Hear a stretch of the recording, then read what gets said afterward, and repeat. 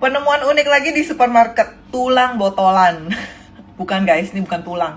Ini tuh artichok, kalian tahu artichok yang kayak bunga itu? Kalau kita biasa di sini tuh kan banyaknya kaleng ya, kalengan kan gitu. Nah kalau di Italia itu banyaknya pakai botolan begini. Dia ini direndamnya pakai olive oil, jadi ini tuh minyak.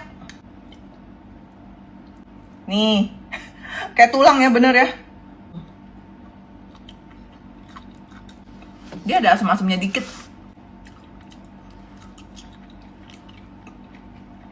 Jadi selain minyak, ada asam juga.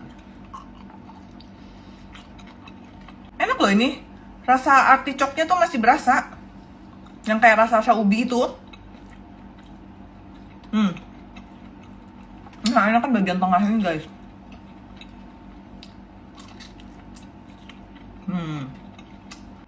Dia udah ada asam-asam, asin. Agaknya enak.